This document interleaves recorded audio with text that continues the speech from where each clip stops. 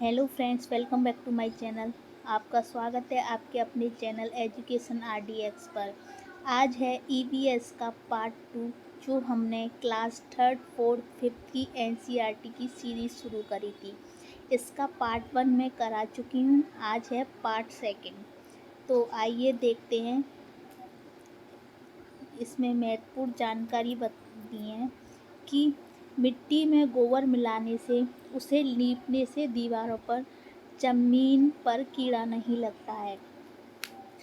यानी मिट्टी आपसे ये पूछेंगे कि दीवारों और ज़मीनों पर कीड़ा कब नहीं लगता है, तो मिट्टी में गोबर मिलाने से और उसे लीपने से दीवारों और ज़मीनों पर कीड़ा नहीं लगता है। लकड़ी को दीमक से बचाने के लिए नीम व कीकर की लकड़ियाँ फ्रेम पर बिछा दी जाती हैं।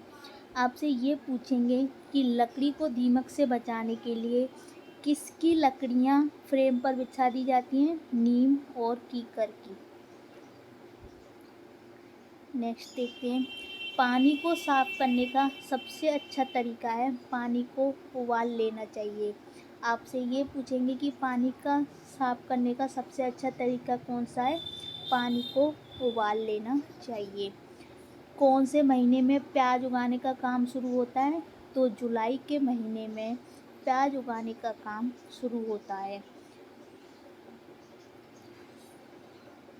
खुंटी की मदद से खेत की मिट्टी को नरम किया जाता है। किसकी मदद से खेत की मिट्टी को नरम किया जाता है? खुंटी की मदद से। कर्नाटक में हल को कुरिगे कहा जाता है। आपसे ये पूछेंगे कि कर्नाटक में हल को क्या बोलते हैं? तो कुरिगे बोलते हैं। ठीक है। कुछ पौधे बिना बोए खेतों में अपने आप हो जाते हैं, जिन्हें खरपतवार कहते हैं। खरपतवार को खेतों से निकालना ज़रूरी होता है, नहीं तो सारा खाद पानी खरपतवार ही ले लेते हैं और फसल कम होती है। अगर प्याज को समय से न खोदा जाए तो वह ज़मीन के अंदर ही सड़ जाएगी। कर्नाटक में हसिया को इल्गे कहा जाता है। कर्नाटक में हसिया को पूछेंगे क्या कहते हैं, तो इसको इल्गे कहते हैं। पर्यावरण शिक्षा केंद्र कहाँ पर है? ये अहमदाबाद में है। ठीक है, ये मोस्ट इम्पोर्टेंट है। आपसे ये पूछेंगे कि पर्यावरण शिक्षा केंद्र कहाँ है? वो अहमदाबाद में है। नेक्स्ट देखते हैं। गंदा पानी पीने से दस्त और हैजा हो सकता है। ये पूछेंगे कि कैसा पानी पीने से दस्त और हैजा होता है? तो गंदा पानी पीने से दस्त और हैजा होता है। दस्त या उल्टी में शरीर का बहुत सारा पानी बाहर निकल जाता है, इसलिए पानी की कमी को पूरा करने के लिए थोड़ी थोड़ी देर में पानी पीते रहना चाहिए। घास की जड़ें बहुत मजबूत होती हैं, इन्हें खुरपी से ही खोदकर ही निकाला जा सकता है। घास का पौधा जितना ज़मीन के ऊपर होता है, उससे कहीं ज़्यादा ज़मीन के अंदर फैला हुआ होता है।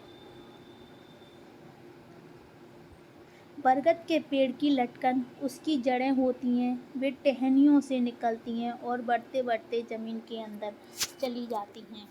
बरगद की लटकन वाली जड़ें मजबूत खंभों की तरफ पेड़ को सहारा देती हैं। आप कोई हरा पेड़ नहीं काट सकते, भले ही उससे आपने ही लगाया हो। पेड़ काटने के खिलाफ कानून है, अतः इसके लिए सरकारी दफ्तर से लिखित में परमिशन लेनी पड़ती है। ठीक है। पोचमपल्ली जिला आंध्र प्रदेश के इस जिले के अधिकतर लोग बुनकर हैं, अतः इस बुनाई को पोचमपल्ली के नाम से जाना जाता है। आपसे ये पूछेंगे कि पोचमपल्ली ज़िला कहाँ पर है? तो पोचमपल्ली ज़िला आंध्र प्रदेश में है। इस ज़िले के अधिकतर लोग किस बुनाई को करते हैं? पोचमपल्ली की बुनाई को करते हैं। ठीक है। कुल्लू की शॉल, मधुबनी पेंटिंग, असम की सिल्क, कश्मीरी कढ़ाई, केरल मसालों का बगीचा है। ठीक है। लेफ्टिनेंट कमांडर वहीदा प्रिज्म पहली महिला हैं जिन्होंने पूरी परेड की कमान संभाली है। आपसे ये पूछेंगे पहली महिला जिन्होंने पूरी परेड की कमान संभाली है वो कौन है? वो है लेफ्टिनेंट कमांडर वहीदा पिरंज। आपसे ये पूछेंगे कि कुल्लू की क्या फेमस है? शॉल फेमस है। मधुबनी पेंटिंग फेमस है। असम की सिल्क फेमस है। कश्मीरी कढ़ाई फेमस है। केरल में मसालों का बगीचा फेमस है। ठीक है। धन्ना मंडी गाँव राजौरी जम्मू कश्मीर में है। ठीक है। जब परेड होती है तो पीछे चार टुकड़ियाँ चलती हैं और पूरी परेड में 36 निर्देश देने होते हैं।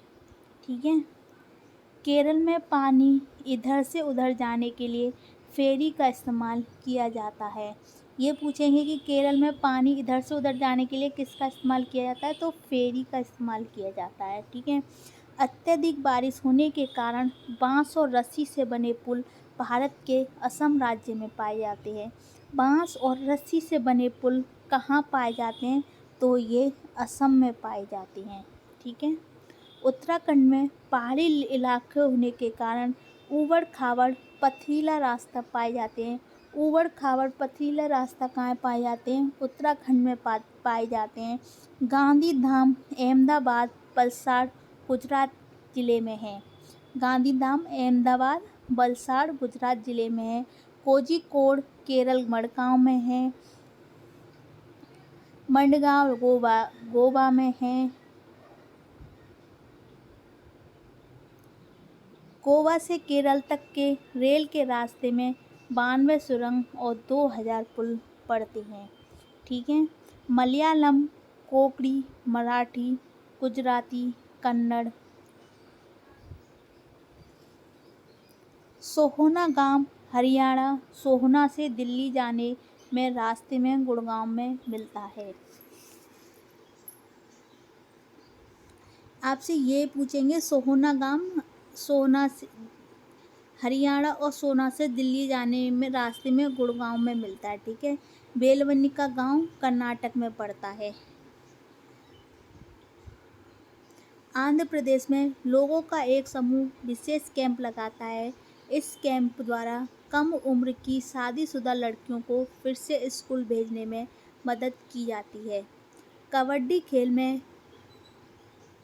खेल में हुतुतु, हाडुडू, छू किटकिट, कबड्डी कबड्डी आदि आवाज़ें निकाली जाती हैं। आपसे ये पूछेंगे कि ये आवाज़ें किस खेल में निकाली जाती हैं? तो ये कबड्डी में निकाली जाती हैं। उत्तराखंड में पहाड़ों के बीच फूलों की घाटी स्थित है। फूलों की घाटी कहाँ स्थित है? उत्तराखंड में पहाड़ों के बीच में। महाराष्ट्र में सहजन के फूलों के पकौड़े बनाए जाते हैं। सहजन के फूलों के पकौड़े कहाँ बनाए जाते हैं? तो ये महाराष्ट्र में बनाए जाते हैं।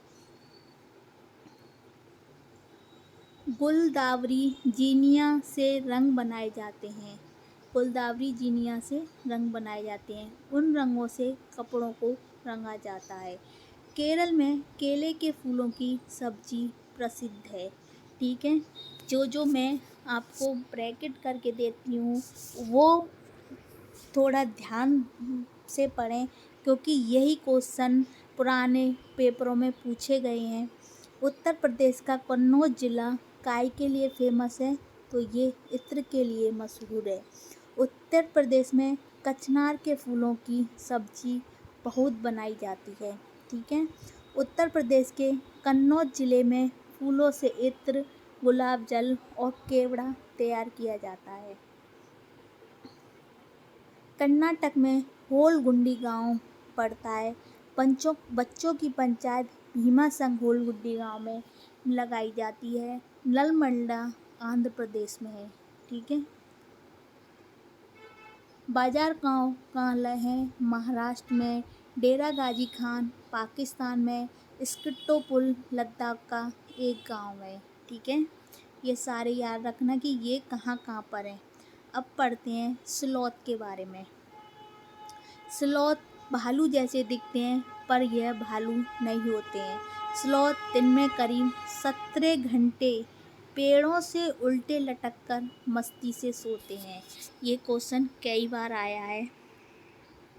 स्लॉथ सप्ताह में एक बार शौच करने के लिए पेड़ से नीचे नहीं उतरते हैं। स्लॉथ जिस पेड़ पर रहते हैं उसी के पत्ते खाकर अपना पेट भरते हैं। 40 वर्ष के अपने जीवन में यह केवल 8 पेड़ों को बदलते हैं। अब पढ़ते हैं बाघ के बारे में। बाघ अंधेरे में हमसे 6 गुना बेहतर देख सकते हैं। बाघ की मूंछें हवा में हुए कंपन को भाप लेती हैं, जिससे उसे शिकार की सही स्थिति का पता चल जाता है और अंधेरे में रास्ता ढूंढने में बाघ को मदद मिलती है। बाघ मौके के अनुसार अपनी आवाज़ बदलता रहता है। बाघ की गर्जना की आवाज़ 3 किलोमीटर तक दूर से भी सुनी जा सकती है।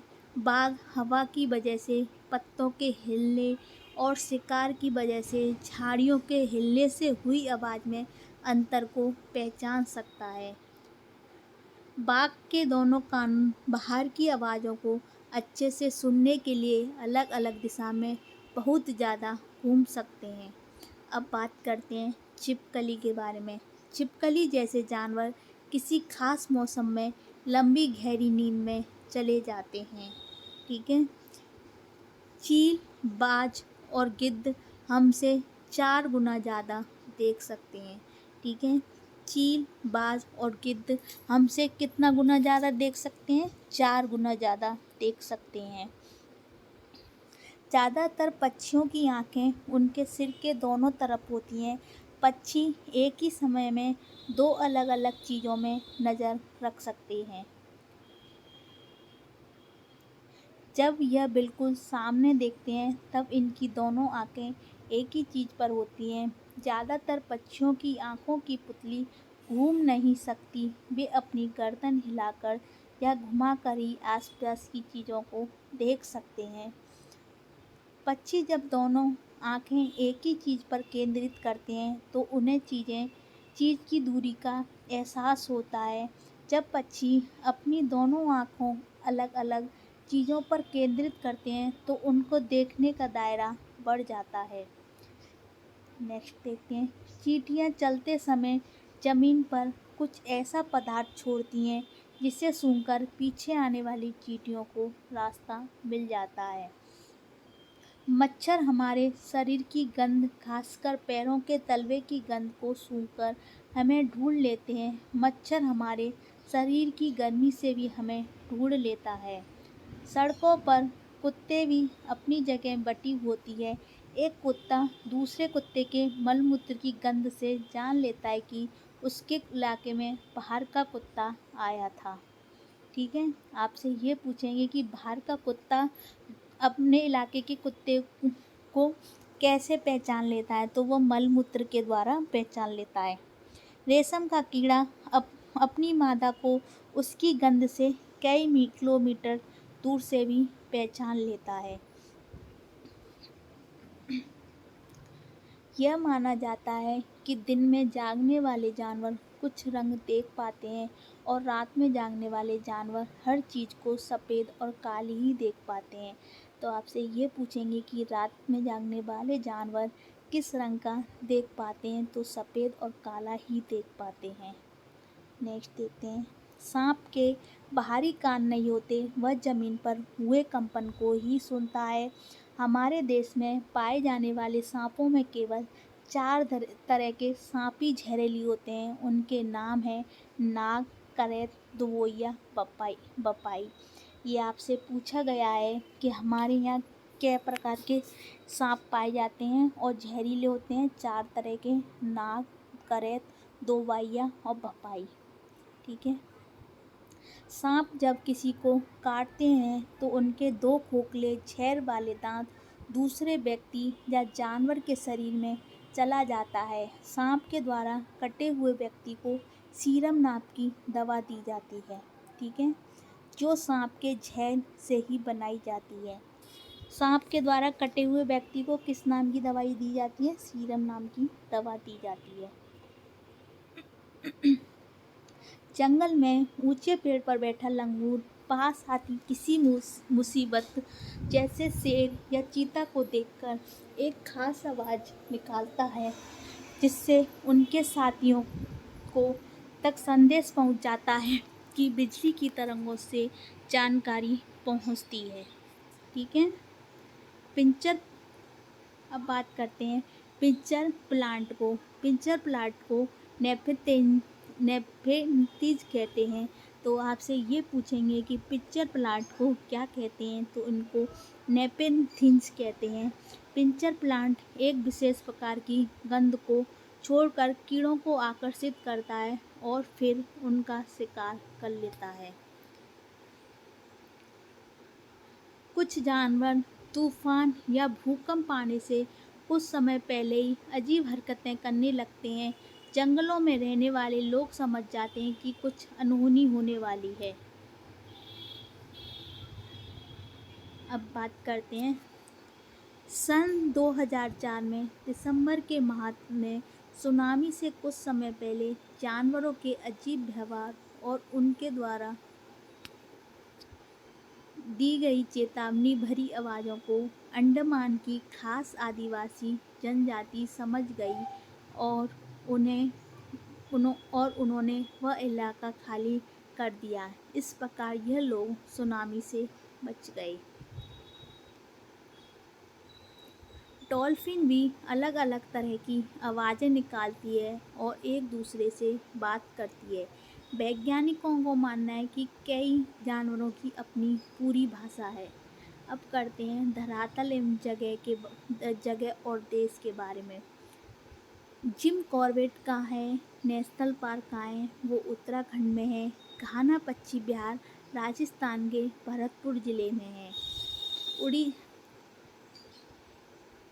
उड़ीसा के कालाहांडी जिले में सबसे अधिक चावल पैदा किया जाता है। सबसे अधिक चावल कहाँ पर पैदा किया जाता है? उड़ीसा के कालाहांडी जिले में। आत्रेयपुरम जिला आंध्र प्रदेश में है। आत्रेयपुरम जिला कहाँ है? आंध्र प्रदेश में है। सबसे ज़्यादा भारत में सबसे ज़्यादा चावल का उत्पादन उड़ीसा के कालाहांडी जिले में होता है। हरी मिर्च, टमाटर और आलू दक्षिणी अमेरिका से आता है। पत्ता गोभी और मटर कहाँ से आए हैं? यूरोप से आए हैं। कॉफ़ी बीन्स और भिंडी कहाँ से आए हैं? अफ्रीका से आए हैं। गड़ीसर झील राजस्थान के जैसलमेर में है।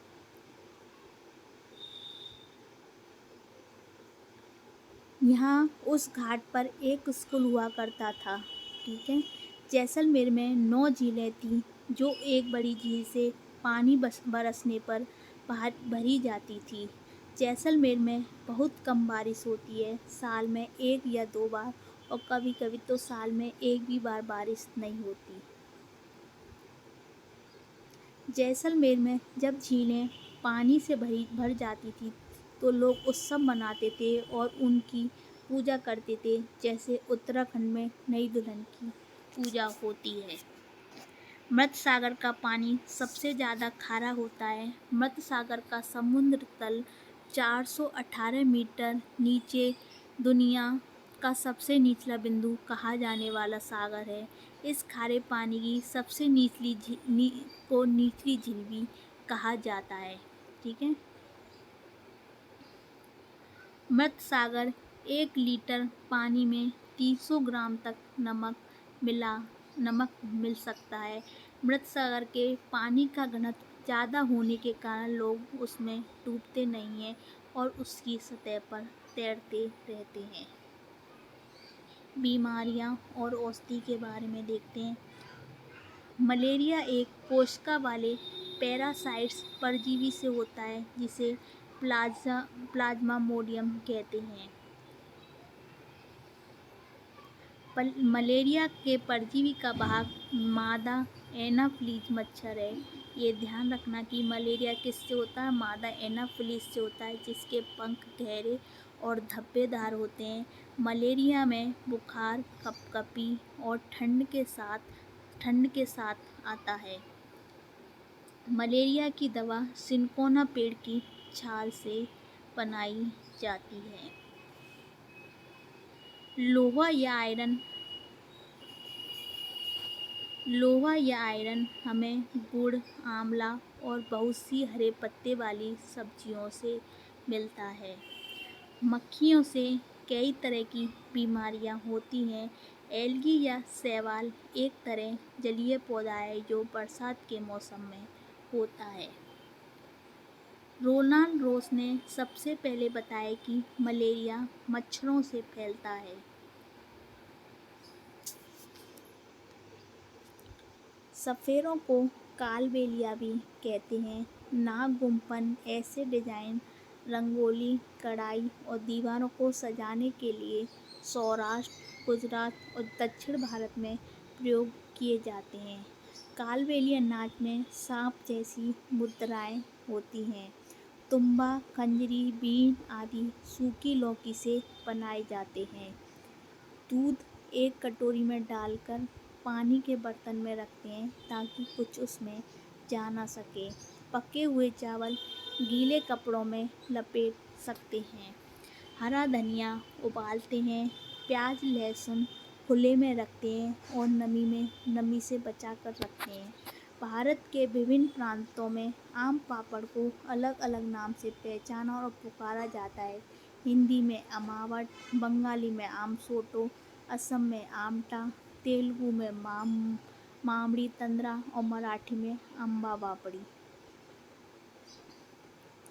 स्वाद और पाचन के बारे में हमारे पेट का तापमान 30 डिग्री सेंटीग्रेड तक होता है। हमारे पेट में पाए जाने वाला रस अम्लीय होता है। उड़ीसा में अधिक चावल उत्पादन के बावजूद भी वहाँ बहुत से लोग गरीब हैं।